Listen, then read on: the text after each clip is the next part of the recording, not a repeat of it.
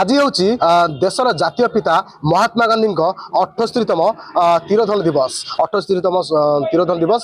ଏହି ପରିପ୍ରେକ୍ଷୀରେ କିପରି ରାଜନଗର ପ୍ରଶାସନ ତାଙ୍କ ତିରୋଧାନ ଦିବସକୁ ଭୁଲି ଯାଇଛି ତାହାକୁ ନେଇ ବଡ଼ ଯେଉଁ ସାଧାରଣ ବର୍ଗ ଲୋକମାନେ ମଧ୍ୟ ଏହାକୁ ନିନ୍ଦା କରିଛନ୍ତି।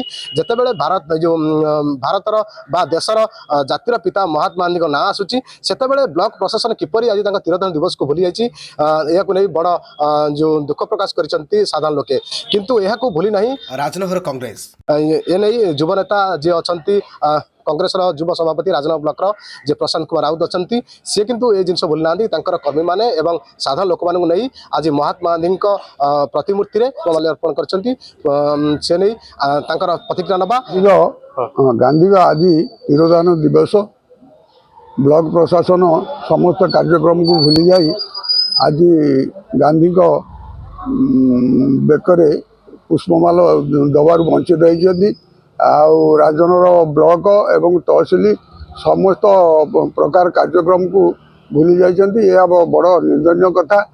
ଆଉ ଆଜି କଂଗ୍ରେସ ତରଫରୁ ପୁଷ୍ପମାଲ୍ୟ ଗାନ୍ଧୀଙ୍କ ଆଉ ଆମ୍ବେଦକରଙ୍କ ବେକରେ ଦିଆଯାଉଛି ଆଉ ସମ୍ବର୍ଦ୍ଧନା ମଧ୍ୟ କରାଯାଉଛି। ନିଶ୍ଚିନ୍ତ ଭାବରେ ଦେଖନ୍ତୁ ଏଟା ଗୋଟେ ଦୁଃଖଦ ମାନେ ବଡ଼ ସମ୍ବେଦନଶୀଳ ଘଟଣା ଯେ ଭାରତର ଜାତିର ପିତା ସାରା ଦେଶ ଆଜି ତାଙ୍କର ତିରୋଧାନ ଦିବସକୁ ପାଳନ କରୁଥିବା ବେଳେ ଯେତେବେଳେ ବ୍ଲକ ପ୍ରଶାସନ ଭୁଲି ଯାଇଛି ତେଣୁ ଆମେ ବୁଝିପାରୁନୁ ଯେ ମାନେ ପ୍ରଶାସନର କିପରି ଭାବେ ଆନ୍ତରିକତା ଆମର ଜାତିର ପିତାଙ୍କ ପ୍ରତି।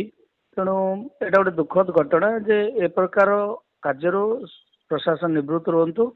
ତେଣୁ ଜାତିର ପିତାର ଯେଉଁ ଅସମ୍ମାନ ତାକୁ ମଧ୍ୟ ନିଶ୍ଚିନ୍ତ ଏଇଟା ଗୋଟେ ନିନ୍ଦନୀୟ ଘଟଣା।